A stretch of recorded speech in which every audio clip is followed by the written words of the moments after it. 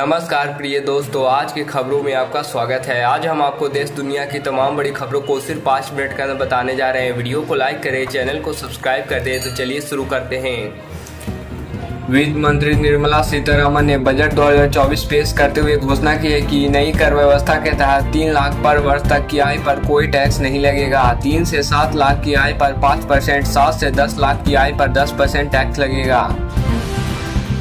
किसान बजट में एग्रीकल्चर के लिए 1.5 लाख करोड़ का प्रवर्धन किया गया है। 32 फसलों की 109 किस्में लाई जाएगी और 1 करोड़ किसानों को प्राकृतिक खेती कराई जाएगी।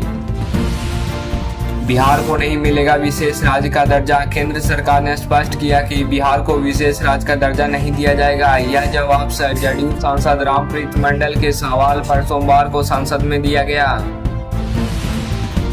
सीएम योगी आदित्यनाथ सोमवार को आजमगढ़ पहुंचे। यहां उन्होंने डीएम और एसपी को जमकर फटकार लगाई। योगी ने कहा, अगर काम नहीं कर सकते हो तो कुर्सी छोड़ दो, तुरंत व्यवस्था में सुधार होनी चाहिए। हरियाणा के न्यू में कर्फ्यू जैसे हालात के बीच ब्रजमंडल यात्रा निकाली जा रही है। 3.5 घंटा की देरी के बाद यात्रा नहलेश्वर मंदिर से जलाभिषेक के बाद शुरू हुई। नीट पेपर में कथित गड़बड़ी के मामले में सुप्रीम कोर्ट में दायर 40 से ज्यादा याचिकाओं पर आज 5वीं सुनवाई होगी। सीजेआई डीवाई चंद्रचूड़ की बेंच इसकी सुनवाई करेगी। वित्त मंत्री निर्मला सीतारमण ने लोकसभा में इकोनॉमिक सर्वे पेश किया। इसके मुताबिक देश के 65% आबादी 35 वर्ष से कम है। इनमें से कई लोगों के पास जरूरी स्किल का अभाव है। फिलहाल सिर्फ 51% युवा ही रोजगार योग्य है। यूपी में नेम प्लेट विवाद, कांवड़ यात्रा से महाकुंभ तक पहुंचा गया। अखिल भारतीय अखाड़ा परिषद ने महाकुंभ में आने वाले सभी लोगों को पहचान पत्र साथ लाने की मांग की है।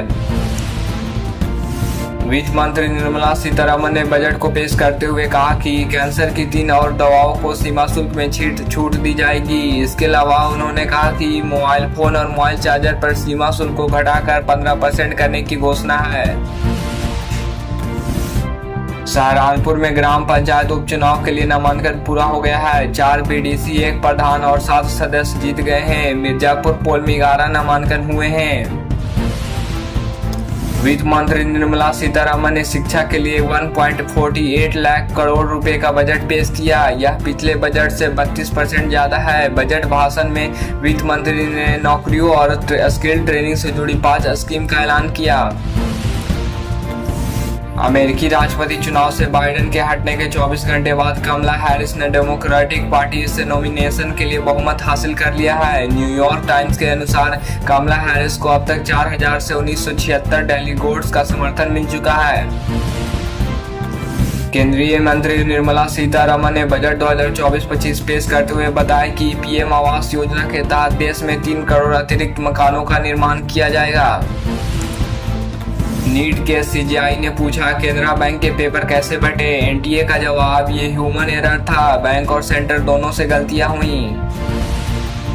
गुजरात के सौराष्ट्र और साउथ गुजरात में तेज बारिश के कारण बाढ़ जैसी स्थिति बन गई है। द्वारका के पनेली गांव में बाढ़ में फंसे 3 किसानों को एयरफोर्स ने हेलीकॉप्टर से रेस्क्यू किया। द्वारका में 12 घंटे में 281 मिमी बारिश रिकॉर्ड की गई।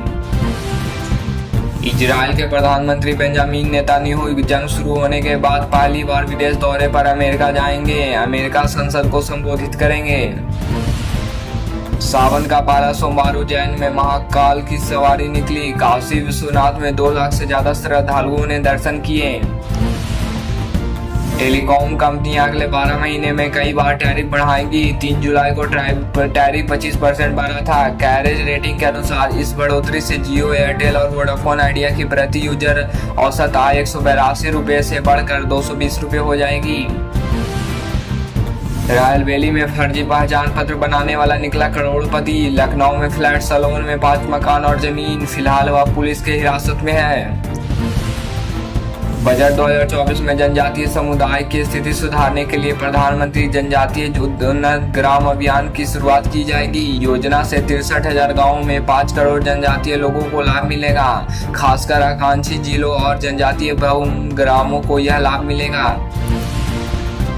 संयुक्त अरब अमीरात की कोर्ट ने 57 बांग्लादेशियों को शेख हसीना की सरकार के खिलाफ प्रदर्शन करने पर जेल भेज दिया है। बीबीसी के मुताबिक इनमें से 3 लोगों को आजीवन कारावास की सजा सुनाई है, जबकि 53 को 10 साल और एक को 11 साल की सजा दी गई है। ट्रेनी आईएएस ऑफिसर पूजा खेड़पर विकलांगता कोटे के दुरुपयोग के आरोपी की जांच केंद्र की एक कमेटी कर रही है। इस बीच तेलंगाना के आईएएस अधिकारी स्मिता सरभावाल ने कहा कि आईएएस और आईपीएस अधिकारी को जमीन पर उतरकर लंबे और थका देने वाले शेड्यूल में काम करना होता है, इसलिए शारीरिक रूप से फिट होना जरूरी होता है।